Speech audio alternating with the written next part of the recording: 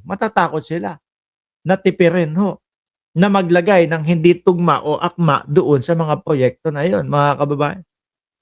Yan ang pagtatrabaho ho. At merong mga katuturan ho, yung mga ipinapasa o gustong ipapasang mga batas ho. Di ho ba? Ipakulong na din si Marcoleta. Panggulo lang sa Philippine Senate si Marcoleta. Sabi ni Leonardo Barroso, huwag kang mag-alala. Kapag inumpisahan, binuksan, inano na yung kanyang sose, baka may kalagyan yan. Sabi ni Sir Sunny Reyes, sana naman pagkatapos ng mga ito, matuto ang bayan para hindi maulit at umasenso na ang Pilipinas. Extra hard work lahat, but it can be done. No? Sumunod pa, any person, including contractor, subcontractor, corporate officers, government employees, or juridical entity found guilty of gross negligence under this act, whether as principal, accomplice, or accessory, shall suffer the penalty of imprisonment, pagpapakulong, or not less than 6 years, but not more than 12 years, or a fine not less than 10 million pesos. Subukan yung dayain.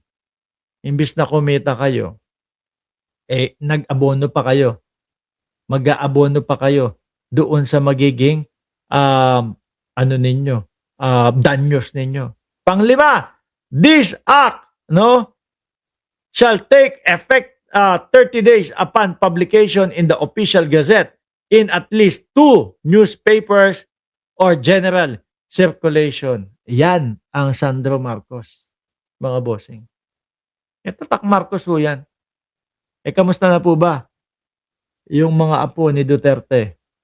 Yung mga anak ni Duterte, kamusta na po ba sila doon sa Kongreso, mga kababayan? Meron na po bang naipasikat? May naipakita na po ba? Or alos pa din ho, mga bossing? Ngayon, eto pa, yung tsuhin naman ho, mga kababayan, isingit ko na din, isama ko na din.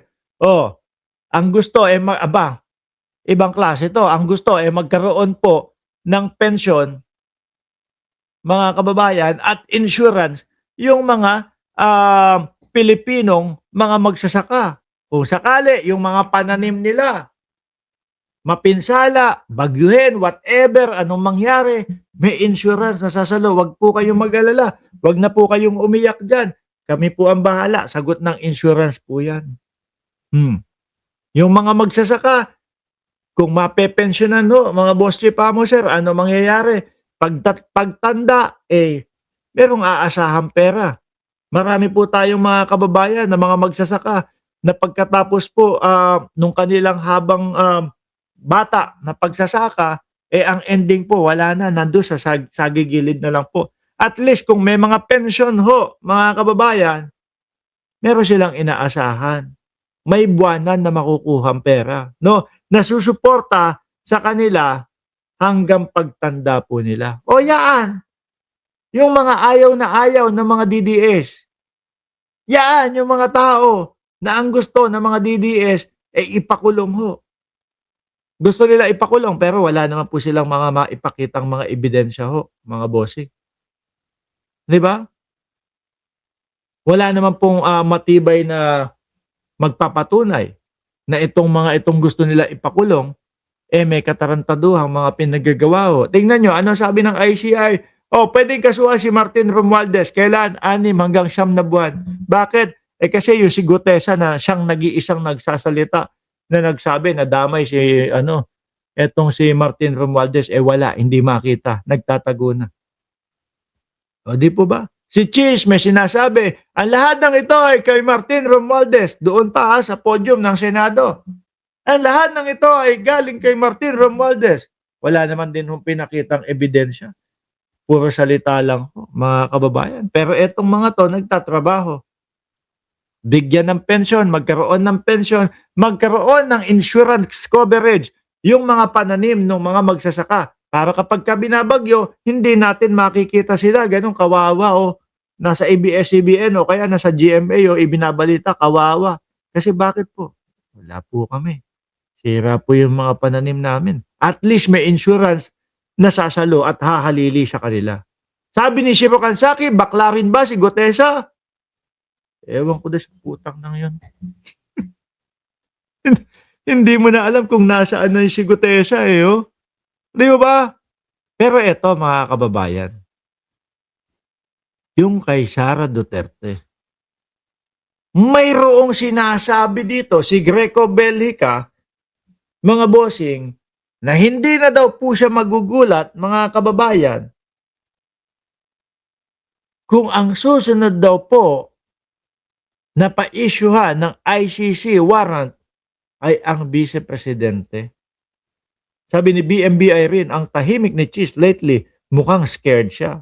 Mukha, tingin natin, no? Oo, tingin ko, ganun ho, mga kababayan. Ulitin ko ha, hindi ako magugulat o hindi ako magulat kung si Sara naman ang susunod pa-issuehan ng ICC warrant. Ako, hindi din ho ako magugulat. Alam niyo kung bakit, mga kababayan? Eh, di ba ang sinasabi ng ICC, eh, nung pagkatapos ng pagiging mayor ni dating Pangulong Duterte doon sa Davao, eh ipinalit at dinuloy daw ni Inday Sara Duterte yung mga patukhang-tukhang. Oh. At nabanggit din yan ni Antonio Trillanes III, the fourth, mga kababayan. First batch, dating Pangulong Duterte. Nangyari ho. Second batch, kaya nga po nando sa dahig, di ba? Second batch, mga bossing, si Bongo at si Bato. Nangyayari ho ngayon, mga kababayan. Di ba?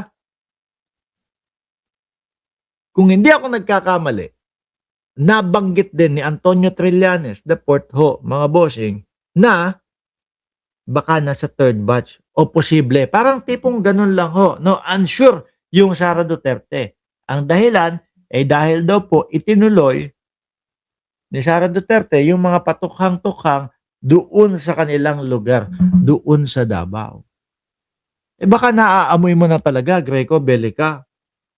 Baka alam mo na talaga, Greco Bellica, kasi yan din yung ano namin eh. Kaya talagang hindi siguro tayo magugulat at meron na. Ano na naman ang dadahilan itong mga ito? Ipinapahuli na po sa ICC si Sara Duterte kasi napakalakas po niya para sa darating na eleksyon sa 2028. Ganun na naman. Anak ng putik na yun, oh.